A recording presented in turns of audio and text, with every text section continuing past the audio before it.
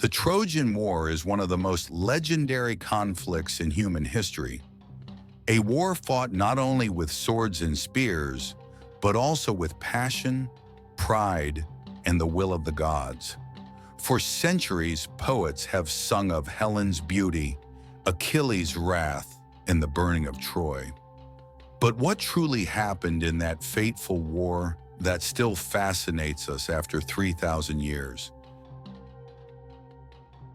It all began at a wedding feast of the gods. Eris, the goddess of strife, hurled a golden apple into the gathering. On it was carved, "To the fairest." 3 goddesses, Hera, Athena, and Aphrodite, each claimed the prize. Unable to decide, Zeus passed the choice to a mortal judge, Paris, Prince of Troy. Each goddess offered him a bribe. Hera promised power, Athena promised wisdom and victory in war. Aphrodite promised the love of the most beautiful woman alive, Helen, Queen of Sparta. Paris chose Aphrodite, but Helen was already married to Menelaus, king of Sparta. When Paris carried her away to Troy, it was not just an act of love, it was an act of betrayal. Outraged, Menelaus called upon the Greek kings who had once sworn to defend Helen's marriage.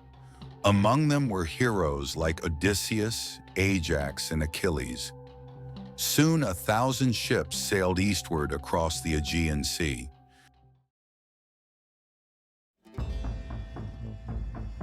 The Greeks landed upon the shores of Troy, their black ships lined across the beach.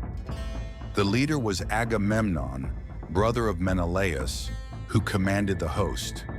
With him came the great warrior Achilles, destined to be both the strength and the tragedy of the Greek cause. But Troy was no easy prize. Its walls, said to have been built by the gods Poseidon and Apollo themselves, loomed tall and impenetrable. At its heart stood Priam, king of Troy, and his sons, noble Hector, the city's greatest defender, and Paris, whose fateful choice had brought war to his people.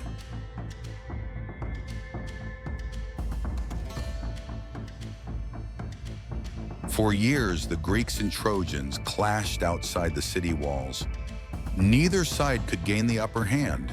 Heroes rose and fell. Entire generations of warriors perished.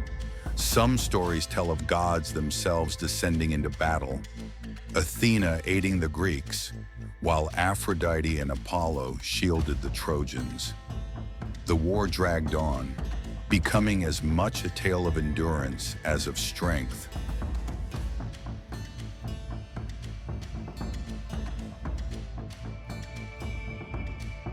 Among the Trojans, none was more respected than Hector, son of Priam.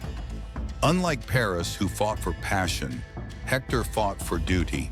He was a husband, a father, and a commander who bore the burden of protecting his people. In Homer's words, Hector fought knowing Troy's fate was sealed, yet never wavered in courage. His name became a symbol of honor, even to his enemies.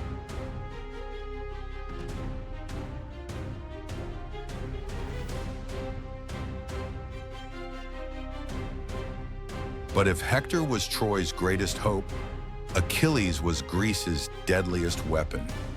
Yet pride nearly lost the war for the Greeks. When Agamemnon insulted him, Achilles withdrew from battle, refusing to fight. Without him, the Trojans surged forward, driving the Greeks back to their very ships. Then came tragedy. Hector slew Patroclus, Achilles' beloved companion, who had donned Achilles' armor to inspire the Greeks. Stricken with grief and rage, Achilles returned to battle. His fury was unstoppable.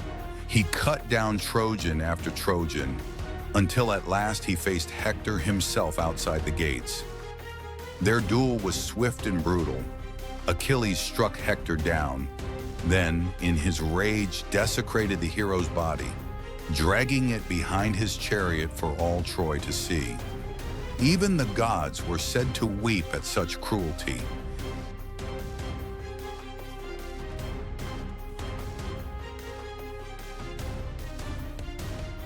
But Achilles too was mortal. His fate came at the hands of Paris, guided by Apollo. One arrow struck his heel, the only place he was vulnerable. Thus fell the mightiest of Greek warriors. Though the war raged on, both sides knew the end was drawing near.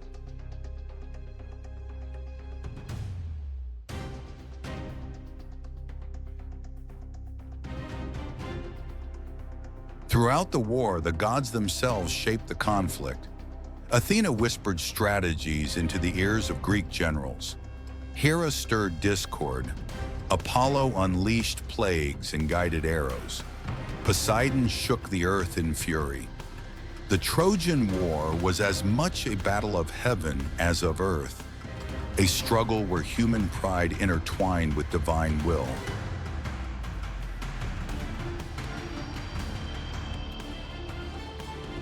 Ten years passed.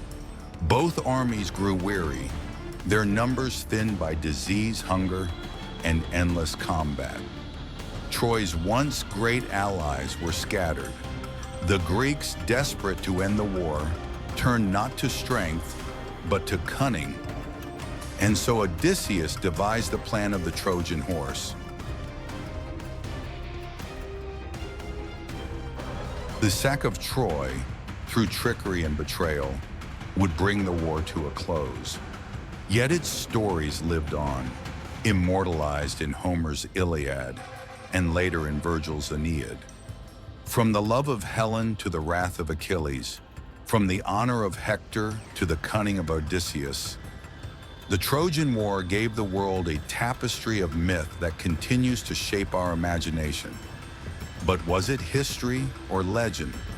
Archaeology suggests a city of Troy did exist and may indeed have fallen in fire. The truth remains blurred between fact and myth. Yet in every telling, the Trojan War stands as a reminder. Battles may be won with swords, but the memory of those who fight echoes far longer. This was the Trojan War, a story of love, betrayal, and battle. If you enjoyed this journey, subscribe to Nothing But History for more legends, battles, and truths hidden in the past.